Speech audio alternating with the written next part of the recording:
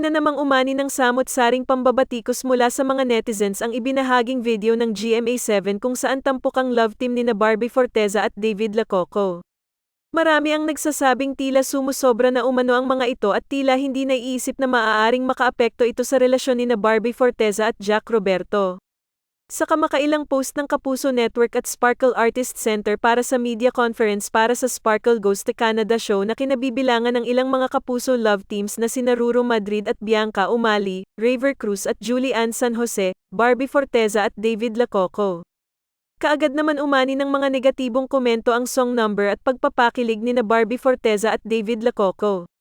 Marami ang hindi nagustuhan ang ginawang pagpapakilig ng dalawa dahil umaarte na umano ang mga ito bilang totoong magkarelasyon gayong hindi naman lingid sa kaalaman ng lahat na may boyfriend si Barbie Forteza sa katauhan ni Jack Roberto. Ipinunto rin ng ibang mga netizens na may paraan naman umano na magpapakilig sa kanilang mga fans bilang magkaibigan hindi katulad ng mga ginagawa nila ni David Lococo na nakakabastos na umano para kay Jack Roberto.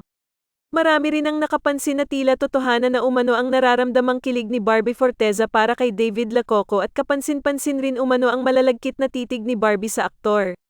Marami rin ang tumatawag na malandi si Barbie Forteza at nagiging OA na rin umano ito sa love team nila ni David Lococo. May mga nagpapayo pa na dapat gayahin ni Barbie Forteza si Maris Racal sa paghahandle nito sa love team nila ni Anthony Jennings.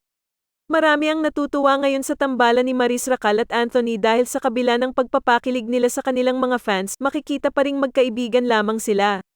Ang mga titig umano ni Maris Racal ay nagpapakita ng professionalism hindi katulad sa mga malalagkit na titig ni Barbie Forteza kay David Lococo. Samantala sa isang panayam, inamin ng aktres na si Barbie Forteza na talagang naging malalim na ang pagkakaibigan ni David Lococo. Inilahad ni Barbie Forteza na ngayon umano ay mas kilala na nila ni David Lococo ang isa't isa.